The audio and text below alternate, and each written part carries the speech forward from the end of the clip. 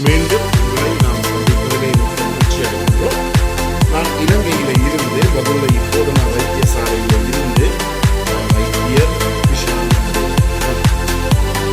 ஈரலிலே ஏற்படுகின்ற இந்த புற்றுநோய் அல்லது ஹெப்படோசெலினோ கார்சினோமாக்கு நாங்கள் பயன்படுத்த வேண்டிய உணவுப் பொருட்களை பற்றி நாங்கள் பார்த்து கொண்டிருக்கின்றோம். எனவே நேற்றைய நிகழ்ச்சியிலே கடைசி நிகழ்ச்சியிலே நான் இந்த அதாவது பட்டர் போன்ற கொழுப்பு பொருட்களை பாவிக்கலாம் என்று சொன்னேன்.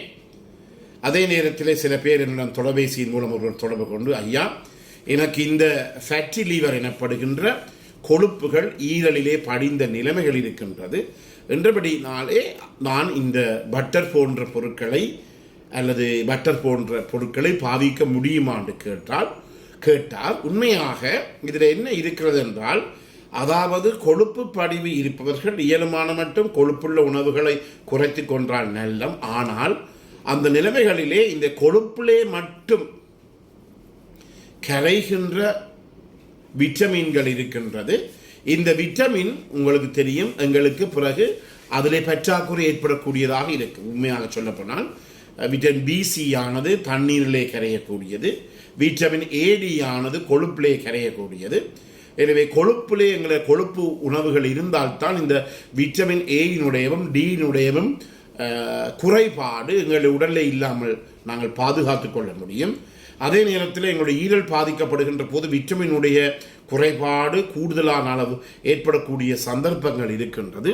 எனவே இதை நாங்கள் அடிப்படையாக கொண்டு கொழுப்புகளை சேர்த்து கொள்ளலாம். ஆனால் அவை நல்ல கொழுப்பு இருக்கிற இந்த பட்டர் வகை உங்களுக்கு தெரியும், என்ன கொலஸ்ட்ரால் இல்லாத ட்ரைகிளிசரைட் இல்லாத கொழுப்பு வகைகளை நீங்கள் சேர்த்துக்கொள்ள முடியும். அதே நேரத்திலே பழங்களிலே ஒரு விதமான பிரச்சனையும் இருக்காது. என்ன பழத்தையும் நீங்கள் சேர்த்துக்கொள்ளலாம். ஆனால் உங்களுக்கு தெரியும், இந்த பழங்களிலே பொட்டாசியம் எனப்படுகின்ற ஒரு கனியுப்பினுடைய அளவு கூடுதலாக இருக்கின்றது. எனவே இந்த நீரல் நோயாளிகளுக்கு ஒரு பிரச்சனை ஒன்று வருகிறது என்றால் அதை நாங்கள் சொல்லுவோம் ஹெப்படோ ரீனல் ஷட் டவுன் என்று சொல்லுவோம். அதாவது ஈரல் பாதிக்கப்படுகின்ற போது அதனுடைய ஒரு பக்க விளைவாக எங்களுடைய சிறுநீரகங்களினுடைய தொழிற்பாடும் பாதிக்க இருக்கின்றது. மிக முக்கியமாக கவனித்துக் கொள்ள வேண்டும். எனவே இந்த சிறுநீரகங்களுடைய தொழிற்பாடு பாதிக்கப்படுகின்ற பட்சத்திலே என்ன நடைபெறும் என்றால், அதாவது ரீனல் ஃபெயிலியர் வரக்கூடிய ஒரு நிலைமையிலே என்ன நடைபெறும் என்றால், ரத்தத்தில் இருக்கின்ற இந்த பொட்டாசியத்தின் அளவு கூடக்கூடிய சந்தர்ப்பங்கள் இருக்கின்றது. எனவே சாதாரணமாக நாங்கள் சொல்லுவோம், இந்த கூடுதலான அளவு இந்த சிறுநீரகங்கள் பாதிக்கப்பட்ட நோயாளிகள் நீண்ட கால போக்கிலே, அதாவது குரோனிக் ரீனல் ஃபெயிலியர் நோயாளிகளை நாங்கள் சொல்லுவோம் இந்த பழச்சாறுகளையோ அல்லது இளநீரையோ இயலுமான அளவு கொஞ்சம் குறைக்க சொல்லுவோம். இதற்கு காரணம் என்ன? இந்த செவ்விள நீரிலே இந்த பொட்டாசியத்துடைய அளவு மிக மிக கூடுதலாக இருக்கிறது என்றபடியினாலே இந்த பொட்டாசியம் எனப்பட்ட கடியுப்பானது இந்த சிறுநீரகங்களை வடிகட்ட முடியாத ஒரு நிலைமை ஏற்படுகிறது என்றபடியினால் இந்த பொட்டாசியம் இரத்தத்திலே அதிகரிக்கும். இந்த பொட்டாசியம் இரத்தத்திலே அதிகரித்தால் நீங்கள் கேட்கலாம், என்ன பாதிப்பு ஏற்படும் என்று. மிகப்பெரிய பாரதூரமான பாதிப்பு எங்களுடைய இருதயத்திலே ஏற்படக்கூடியதாக இருக்கின்றது. எனவே இருதயத்தில் ஏற்படுகின்ற போது அதை நாங்கள் சொல்லுவோம் ஹைப்பர் கலீமியா என்று சொல்லுவோம். இருதயத்தை ஏற்படுகின்ற போது அந்த பாதிப்பு ஏற்படுகின்ற போது என்ன மாதிரியான பாதிப்பு ஏற்படும் என்றால், இதயம் துடிக்கின்ற வீதம் மாறுபடக்கூடியதாக இருக்கும். இதை நாங்கள் அரித்மியாஸ் என்று சொல்லுவோம். அதாவது இதயம் வேகமாக துடிக்கக்கூடிய ஒரு தன்மை இருக்கும். அதே நேரத்தில் ஒரு லெவலுக்கு மேலே சாதாரணமாக நாங்கள் சொல்லுவோம் இரத்தத்திலே 5.5 மில்லி ஈக்குவலண்ட்டுக்கு மேலே இந்த பொட்டாசியத்திலே அளவு கூட முடியாது. பொட்டாசியத்தின் அளவு கூடுகின்ற போது என்ன நடைபெறும் என்றால், நேரடியாக இருதயம் நிற்கக்கூடிய, அதாவது கார்டியக் அரெஸ்ட் வரக்கூடிய சந்தர்ப்பம் கூட இருக்கின்றது. இதயத்தினுடைய அந்த ரிதம் என்று சொல்லுவோம், அந்த தாளம், அது அடிக்கின்ற விதம் எல்லாம் மாறுபடக்கூடியதாக இருக்கும் ஒன்று. அப்படி இன்னும் அதற்கும் பிறகு பொட்டாசியம் குறையாவிட்டால் என்ன நடைபெறும் என்றால், இந்த கார்டியக் அரெஸ்ட் என்று சொல்லப்படுகிற இருதயம் நிற்கக்கூடிய ஒரு நிலைமை ஏற்படும். என்றபடியினாலே தான் இந்த பொட்டாசியத்திலே பிரச்சனை இருக்கின்றது. எனவே இந்த ஈரல் பாதிக்கப்பட்டவர்கள் அவருக்கு அதே நேரத்திலே சிறுநீரகங்களும் பாதிக்கப்பட தொடங்குகிறது என்றால், இந்த பழச்சாறுகளை பழங்களை இயலுமான அளவு கொஞ்சம் குறைத்து கொள்ள வேண்டும். அதே நேரத்தில் இந்த செவ்விளநீர் இதை பற்றி நான் உங்களுக்கு சொல்ல விரும்புகிறேன். அதாவது எங்களுடைய தமிழிலே நல்ல ஒரு பழமொழி இருக்கிறது, அமுதுக்கு மிஞ்சின, அதாவது அளவுக்கு மிஞ்சினால் அமுதமும் நஞ்சு. அதாவது அமுதம் நல்ல உடலுக்கு எல்லாத்துக்கும் நல்ல, ஆனால் அதையும் நாங்கள் கூடுதலாக எடுக்கின்ற போது அது எங்களுக்கு நஞ்சாக இருக்கும். இது நாங்கள் ரெண்டு உதாரணங்கள் எடுக்கலாம். ஒன்று நீர். உங்களுக்கு தெரியும், இந்த ப்ரூஸ்லி என்ற மிக பிரபலியமான ஒரு கராட்டே வீரர், அவர் இறந்தது நான் நினைக்கின்றேன் 1973ஆம் ஆண்டு. ஏறக்குறைய 51 ஆண்டுகளுக்கு பிறகு.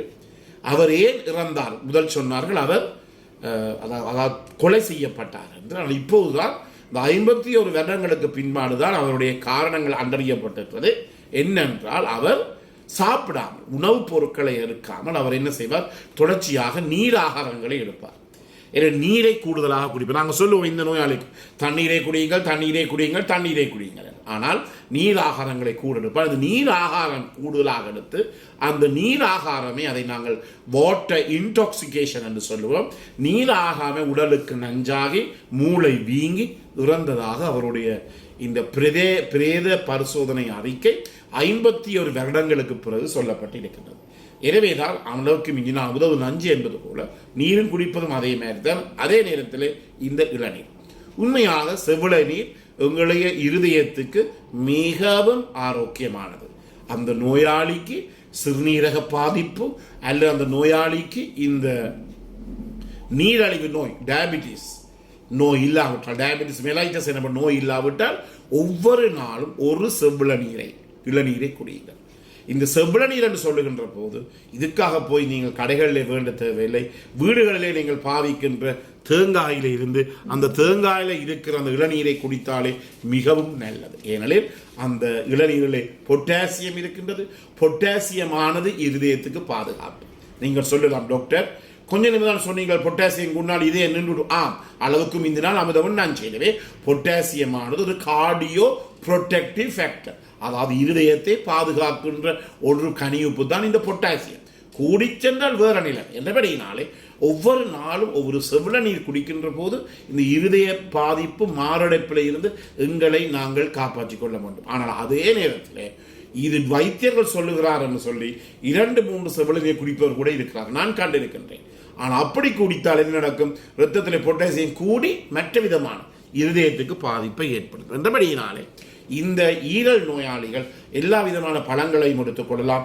எல்லா வித பச்சை காய்கறி வகைகளை கட்டாயம் சேர்த்துக் கொள்ள வேண்டும். எனில் அவருக்கு இந்த விட்டமின் பி சத்து மிகவும் முக்கியம், பழங்கள் முக்கியம், விட்டமின் சி முக்கியமானால் அந்த இடத்துல ஈரலும் சிறுநீரகங்களும் பாதிக்கப்பட்டு இருக்கிறது என்று பார்த்து தான் இந்த பழச்சாட்டையும் பழங்களையும் அவர்கள் பாதிக்க வேண்டும்.